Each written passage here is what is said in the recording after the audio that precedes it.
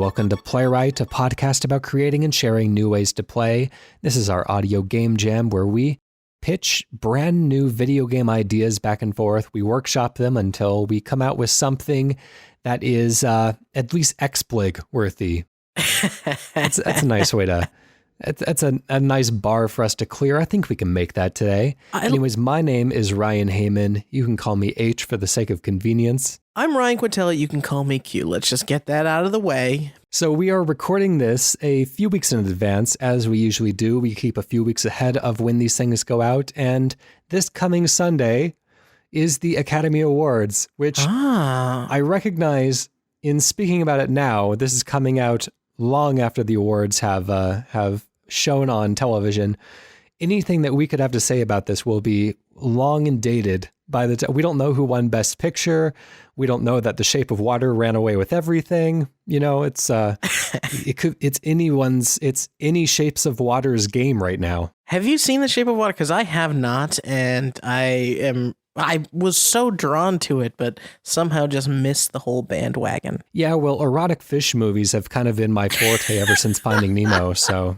Actually, an erotic fish game does sound like something that we would end up pitching on our show. Ace of Seafood gets us halfway there anyways. Yeah. Speaking of video game pitches, what a weird thing to transition from, but we'll see where we can take this. Yeah. Maybe it's relevant. Maybe it's weirdly relevant.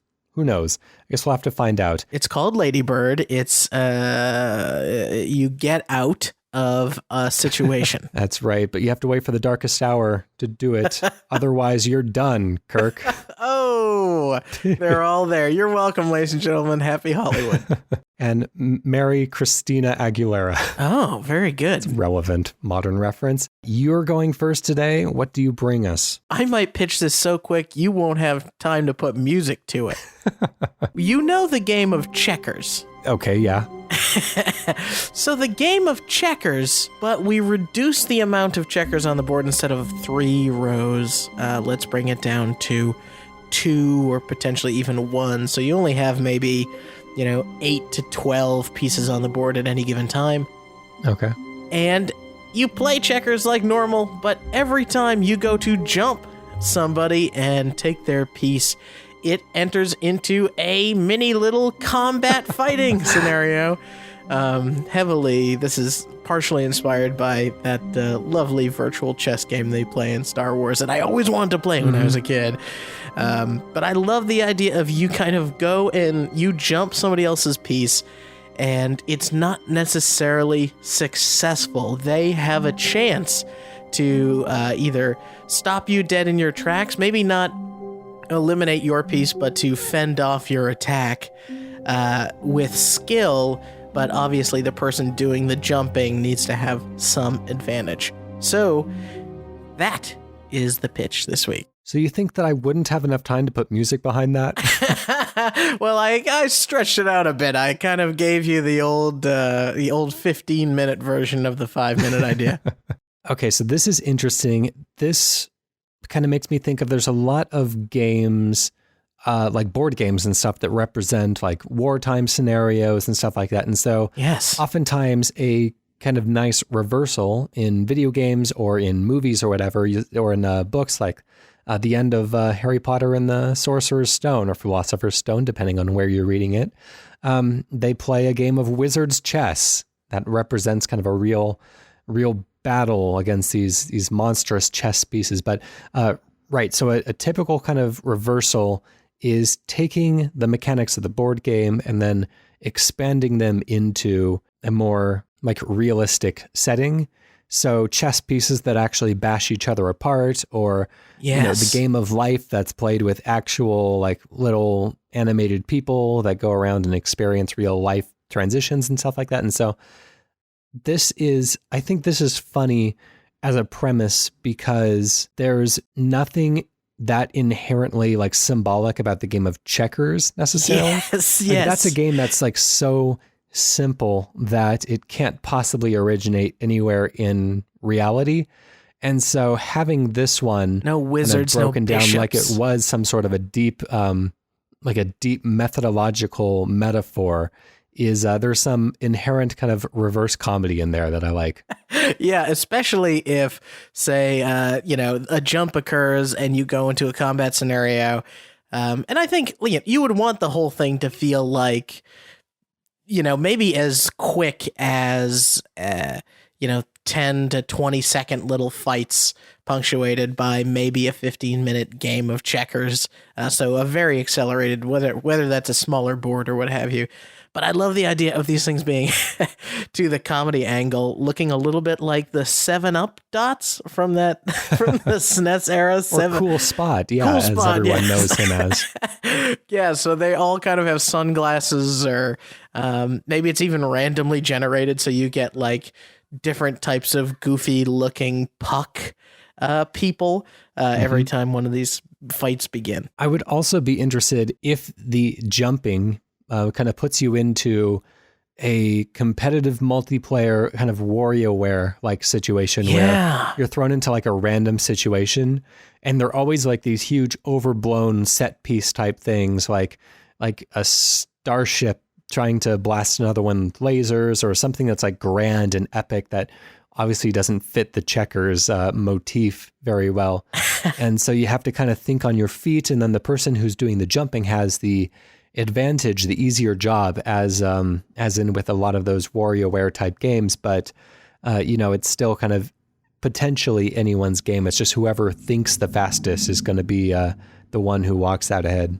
Yeah, I think it's important for there to be, I hate to use these terms, but a contrast between sort of totally mundane and completely insane. So, you from out here, it just looks like some, a black puck going over a red puck or whatever.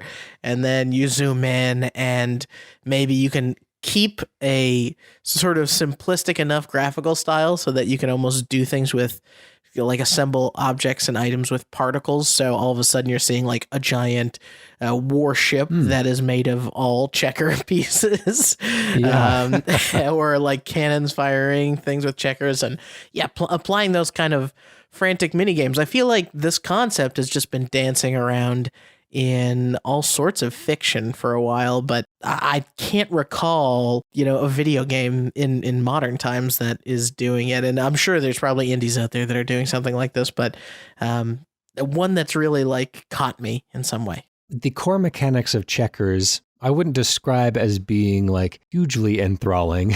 So yeah, I'm curious, because essentially other than the mini games, people are still going to be essentially just kind of playing checkers against one another. So how do we spice that portion of the game up? Well, I think you could do a couple things that I think inherently make a lot of things more exciting, which is what's more exciting than regular chess? Chess where they're playing with that stupid little clock thing that both people have to smack. Okay, yeah. So maybe there's a shot clock in making your next move, so it's not this sort of sitting and thinking. We condense the board. Let's say if you did the fighting game thing, you jump, and then each person literally has, one person has 2 hits they can take, the other person has 3 hits they can take. When you get a piece to the other side of somebody's board, suddenly maybe you become a 4-hit or 5-hit piece, as opposed to becoming a queen, right?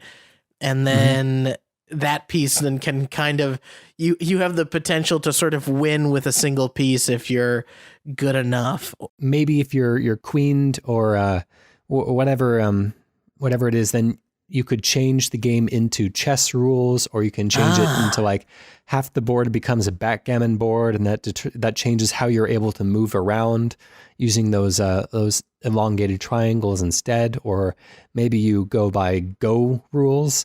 So if you put your pieces on either side of another person's piece, then they would change to your color, stuff like that. Being able to add rules, interject them into the game mid-game. What about this? Okay, this is now, I like this direction. Let's follow this a little bit. What if we get inspired by something like Pac-Man Championship Edition, and do things like it's a maybe it's a 6x6 tiny checkerboard with just a few pieces on it, and anytime somebody manages to either collect enough pieces or maybe get to a particular side of the board, you can just generate more board in that direction. So, and then potentially more pieces for each player. Okay. So like the board kind of continuously expands and maybe increasingly weird shapes depending on the direction that the game is moving. Yeah, interesting. It's like battle or like adventure checkers at that point. Yeah, something that just takes, because I don't know why I'm so obsessed with the idea of trying to make checkers new again, but checkers is fun, I think, in my head. So Okay. I'd like to see something done where I love the way in Pac-Man, the newer Pac-Mans, you kind of clear out just even a piece of a board, and then another piece, there's sort of dots in new random places. And it makes you kind of think, oh, well, now the goal has moved. I'm not actually trying to get to the other side of this person's pieces. I'm actually trying to get now to the eastern side of the board, and kind of get people there, because that's where there's some, method of achievement. Or if the different spaces have almost like a Scrabble board or a Words with Friends board for the youngins. Yes. They have different modifiers that can be applied to the game. And so maybe as you're landing on each of those, you can kind of strategically plan. Maybe there's a space that lets you play by bingo rules. So if you have 5 in a row, then that clears, that is a victory condition at that point. Maybe if you land on the one, maybe if somebody's setting themselves up for a bingo, and then you land on the space that makes you play by Connect 4 rules, then if there's 4 of them in a row, then they get taken out of the game, and that's a real death blow to their gameplay strategy. Maybe you have one that wraps the board around itself like a cylinder, and so you're able to kind of like, go around the other end and pop up behind somebody. I love the idea if you took a checkerboard and abstracted it out to a almost civilization-like landmass map, and then all of a sudden, when you put those Scrabble rules in, even talking about some of the original ideas here, if both people, you would get the feeling again of these checkers, these totally mundane little pucks are your troops, and now one person manages to get to some tile that is reasonably fortified or has some bonus, and the other person is using 10 different pieces to try and take that one piece out and claim that territory, and it becomes a fight, not just to eliminate each other's pieces, but for position on the map. That's about all the time we have for that one. But there's so many different ways that I think it'd be really fun to go with that, but we'll have to leave that one for now. Do you have a name for this particular checkers game? No, and I can't think of anything very interesting, so I was just going to call it Battle Checkers or Checkers Royale or something. The only thing that I can think of is that phone game, Really Bad Chess. Yeah. It's kind of a fun, maybe like Checkers Mate, or Checkers. That sounds more like a milk substitute that you would for some reason put on your checkers board. Checkers Mate, yeah. Checkers Mate. Man, I'm trying to think. Checkers this out. Checkers this out. What's something with check in it? Check mark. Well, if there's Checkers Quest. Checker. That's it. Because you are on a quest for a sort of map domination, so it's going to be Checkers Quest. The just narrowly avoiding a lawsuit from the fine folks at General Mills. Is that the Chex people? I think so. Yeah, I think all Sounds cereal right. is General Mills at this point. Yeah, generally. Anyways, I'm going to come in with one of mine. This is loosely defined, so we'll see where we can take this. So I was thinking the other day that it's been a long time since I've played one of those top-down racing type games. The ones that look like little stock cars on a track where you're either in the arcades, you're spinning a steering wheel and they turn left and right, and it's kind of slippery to control, but that's part of the fun of it. Or if you're on a Super NES or a regular NES, it was really popular back in those days, these kind of top-down or isometric racing games that have kind of funny controls in a faux 3D type of environment. And so it's been a very, very long time since I've seen a game like that, other than that fun little mini game in Super Mario Odyssey. There's a ton of kind of arcade genre revival games out these days. Nex Machina, Geometry Wars. It's kind of a take on those old twin stick shooters, Robotrons and whatnot. And so I'm curious what could be done with this genre of a top-down racing game where the cars are kind of in miniature and you're just kind of going through this typically bumpy course. So I don't know where to take this. We'll find out together. Let's go ahead and start the clock. And you beat me to mentioning the Mario Odyssey stuff because that's the last time I played one of these too, and it reminded me how much I do love those. Was it like RC Race Pro-Am? Yeah, that's right. And I used to not only just love these games, but love it when they would end up in other games. I think the Toy Story game for Super Nintendo, for example, had a very strange, version of RC Pro-Am in that you were driving around one of Andy's toy cars or something. Actual RC in that case. So. Yes, an actual RC. So, I'm curious as to what sort of modern things, maybe taking inspiration from a Forza Horizon to drive stylishly, or a Burnout perhaps to drive aggressively, could tweak this sort of genre and bring it back to life. Yeah, that's interesting, the Burnout comparison, because I mean I think that driving stylishly, or as Forza and many of the more kind of simulation-based racing games, Project Gotham and Gran Turismo especially, they've encouraged you to race cleanly. And that was always the best strategy in the old top-down racing games. So I want to think of something else other than driving cleanly. And I think that obviously the alternative to that is to drive aggressively. But maybe that's almost a little bit too easy. Right, because you have a bit of a tail wag already in those kind of games, so there's some level of bumping into each other. But maybe that's good. If you're being bumped into as well as doing the bumping, there could be something there. As long as there's, I love the idea of, it might be a little bit harder to read visually, but to take a like super zoomed out isometric view of like a Need for Speed Underground look to this thing, where it's all dark and neon, and you can put a good soundtrack behind the thing and really cyberpunk it up. There's one game that I saw a trailer for this week that I immediately thought, oh, this sounds exactly like the type of game that we would pitch, and it almost made me kind of sad that we didn't get to it first. But it's called Trailblazers. And it's coming for the Switch, PS4, and PC, I believe. I thought this through. I thought this through. I said, wait, this sounds like our game. Yeah, exactly. It's, for the sake of the audience, it's a kind of futuristic racing game, kind of like a Wipeout or an F-Zero or a Fast Racing Neo, where you play these kind of hovering cars going around this track at high speeds. And I don't understand the mechanics 100%. I just kind of watched a trailer, but you're able to paint the track behind you, your color, and it's billed as a kind of cooperative racing game.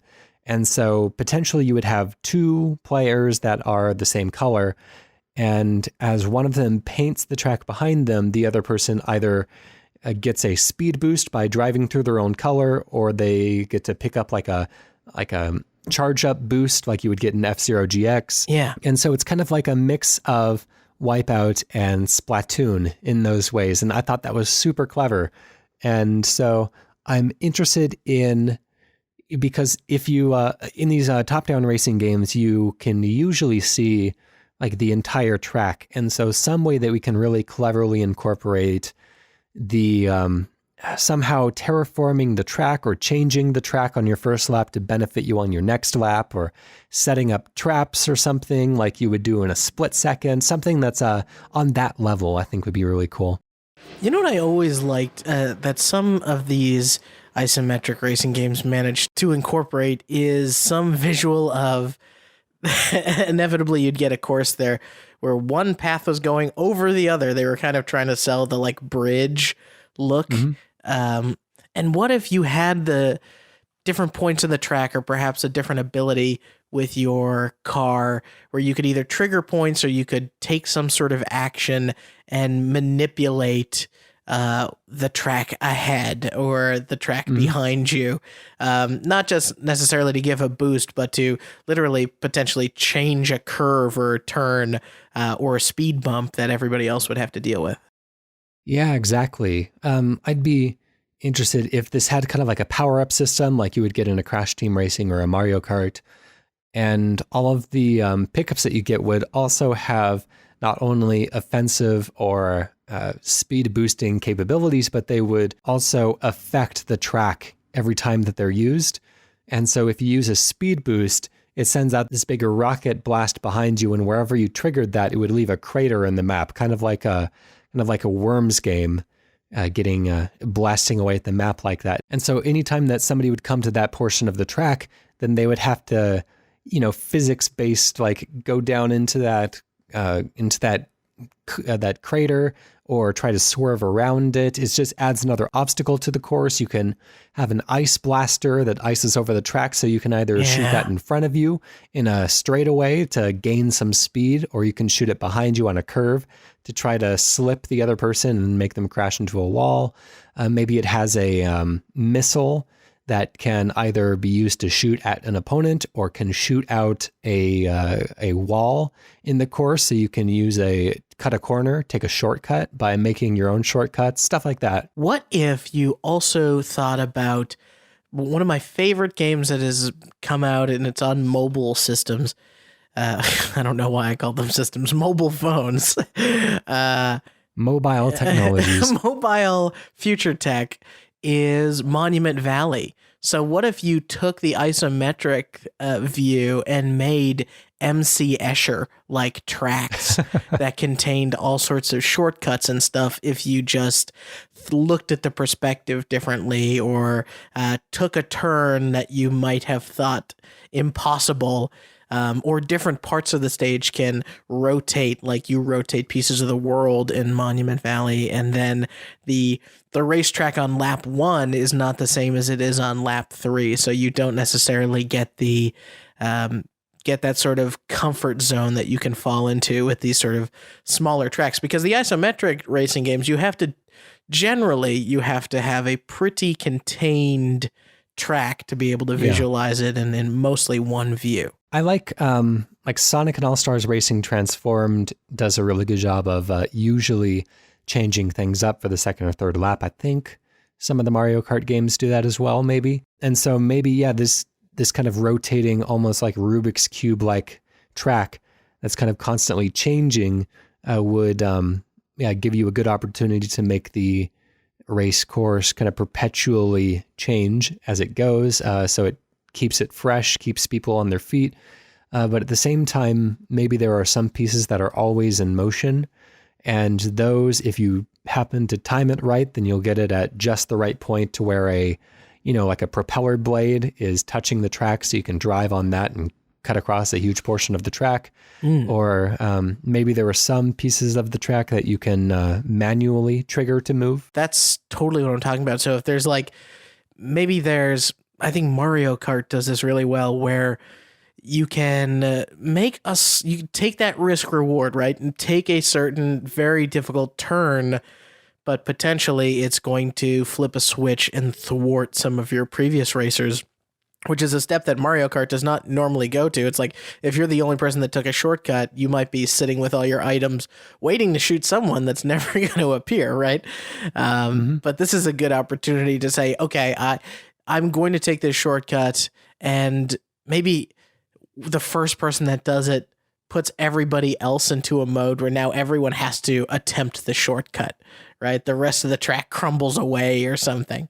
Or if you set a trap or destroy the track, then you can force people down certain routes. Yeah, and that'd be cool, because then you can essentially have a giant sort of interweaving track with multiple ways to complete a circuit. But as you play, obviously the best path, you're going to find out if everyone plans on destroying that up front, or if they're going to try and save it for last. As I said before, if triggering a speed boost would leave a crater behind you, and a crater was a really great way to kind of seal off the entrance to a shortcut, but the shortcut is kind of windy, then you activating that speed boost does prevent other people from taking the shortcut, but it might make it very difficult to stay on the track as you're boosting forward. So that's a good little trade-off that you're doing there. You could be potentially screwing yourself over more than anything else. Yeah, that's right. You're saying, okay, well, I'm skilled enough to pull this off,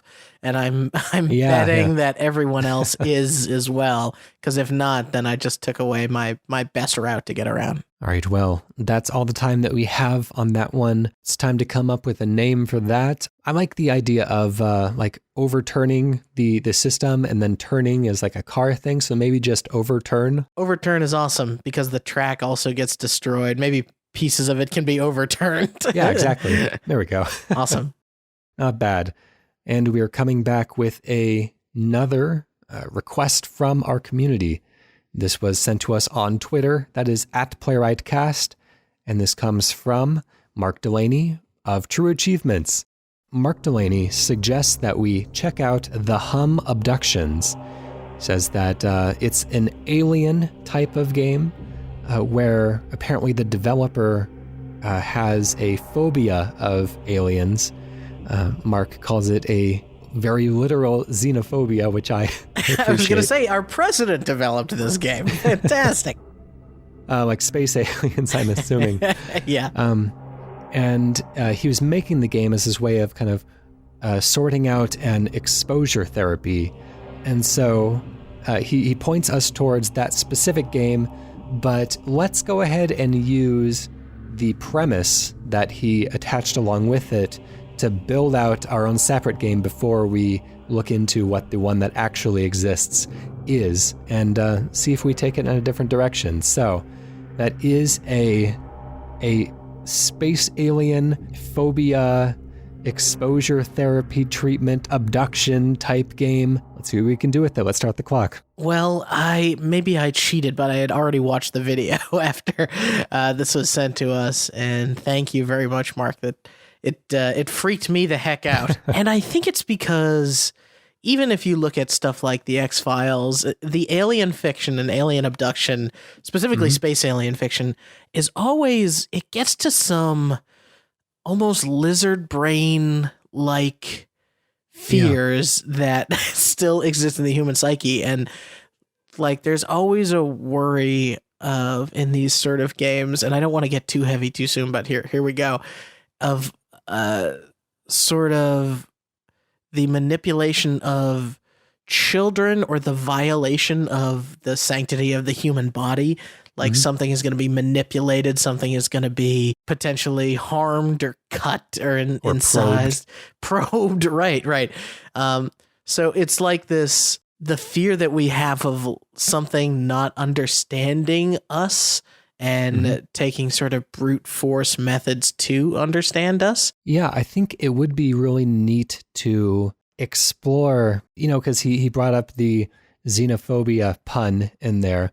And I think a part of the whole alien invasion mythos is this sense of observing things that have happened when a clash of cultures that weren't technologically on equal footing came into contact with each other, like the Europeans landing on the on Native America, as it was called at the time.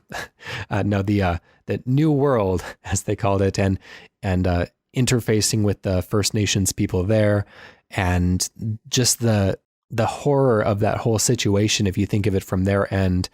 And so a lot of alien fiction has come from, what if we're the ones that are technologically unprepared when something from a different world comes to our world and decides to just take whatever it is that they want. That's an interesting way to take this. If it could be kind of like worked into a modern context of there's a lot of fear of outsiders, but that doesn't really make for a good action game where you need clear enemies, because in the modern context, it's kind of like, well, we shouldn't be afraid of people just because they're different than us. We should be more trusting and accepting, but that doesn't really make for a great video game. Right, exactly. Makes for a very easy system to untangle once you mechanically work that one out. Yeah, I think when you go and you look at I don't want to call it fiction, but generally I do want to call it fiction, of UFOs and those sort of encounters.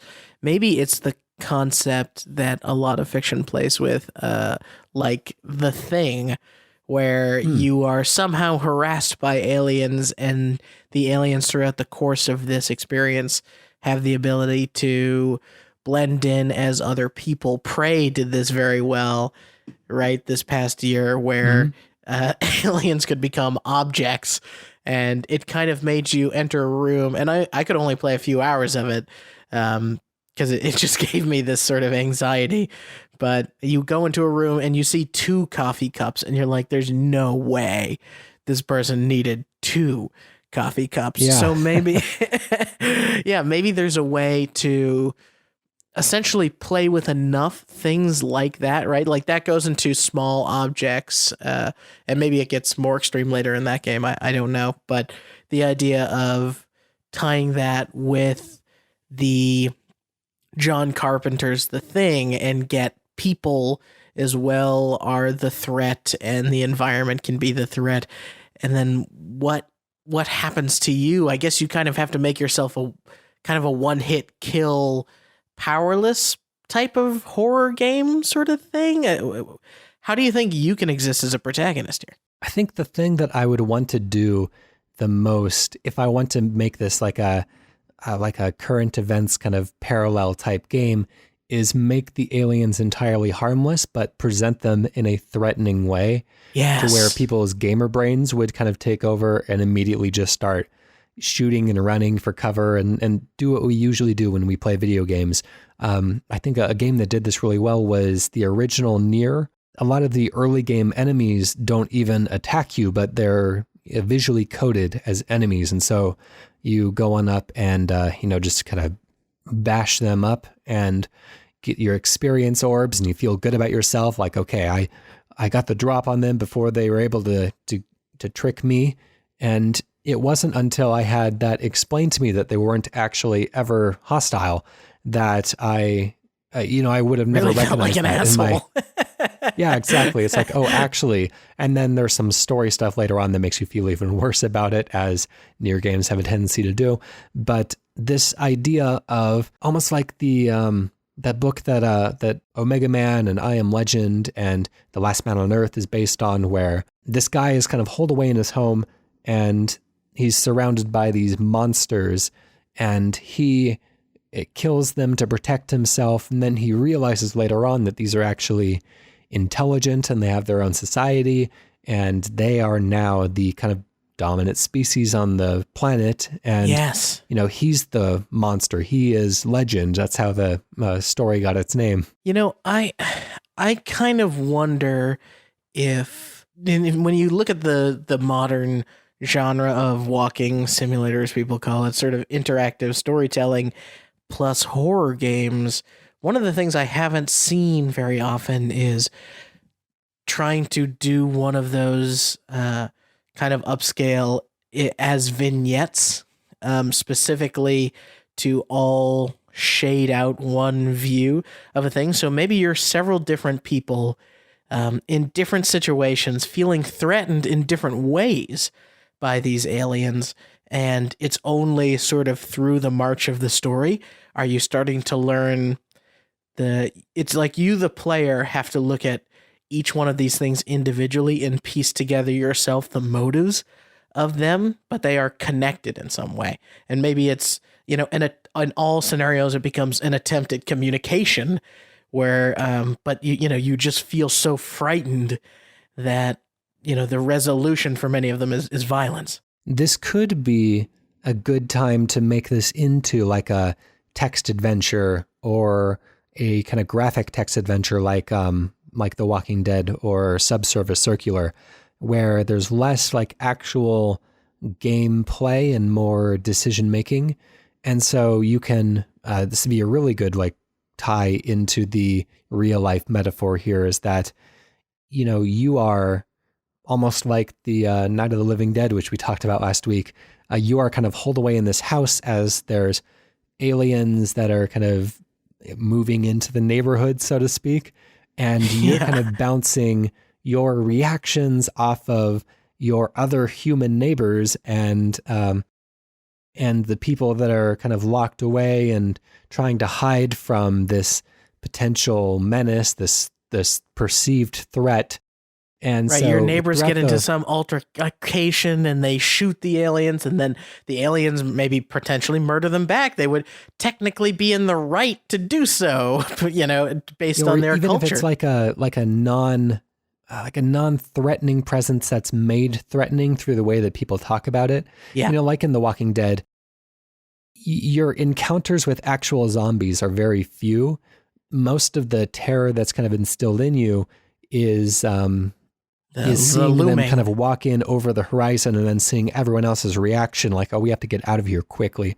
And that kind of puts the urgency in you, kind of like a child learning to be afraid of spiders because, she saw her dad got really afraid when he saw one. Yeah, and I mean, in any of these scenarios, the great thing if you have to make communication totally different between these two people, maybe their lights and sounds or they're telepathic or whatever, right? We're incompatible in our communication. So one of them reaching out to touch the hand of a child to one person is an act of aggression, and to another person is an attempt at connection. Yeah, and so if the players are clever and if they spend more time observing the aliens as non-hostile entities, then they can find ways to communicate back instead of just treating them like a threat. That's cool. And that is all the time we have in that alien invasion game. That one just kind of flew right by. I think it took us a little while to find our legs, but I think we eventually got somewhere interesting. Of course, that pitch is not finished and ready to deliver straight to EA's door. It's a depressing scenario, but that is, we don't intend to ever finish anything on this show. We put the ideas back out there and they are up to the community. If you have anything else you would like to add to those, you can go to our website at playwrightcast.com. And on any of the episode pages, you can leave comments. You can get in touch with us through our email, playwrightcast@gmail.com, or our Twitter, as mentioned before, at playwrightcast. That is PLAYWRITECAST. And if you have any ideas that you would like to pitch, you can do so at any of those locations. We would love to hear your video game ideas, as simple or as complex as they are, and we will make them into something interesting. Yeah, and while you're at our website or thinking of your pitch, go fuel your mind by listening to some great tracks like Hello World by PROTODOME. It's off the album Blue Noise. It's our theme song. And maybe even browse some achievements at trueachievements.com. Why not? Why not? Well, why don't you take us out with a very, very small, minute pitch for us to chew on throughout the week. Okay, this one's easy. I already pitched you a fighting game. I'm going to pitch you Streets of Rage, but all you can do is dodge, and you have to let the enemies take care of themselves. That's interesting. There is a game that, okay, look this up. It's called, we're getting off topic here, but if anyone is interested in this specific idea, there's something like this. I believe it's called Age of the Passive Fist. Passive Fist is in there. And so, you can look it up. It's a 2D brawler with a dodging mechanic taking front and center instead of active aggression. So it's cool. And of course, it's a great idea that is definitely worth going back to. No idea is ever finished the first time it's been iterated upon. Anyways, that's enough talking. We'll see you next week. Thanks for joining us. Bye.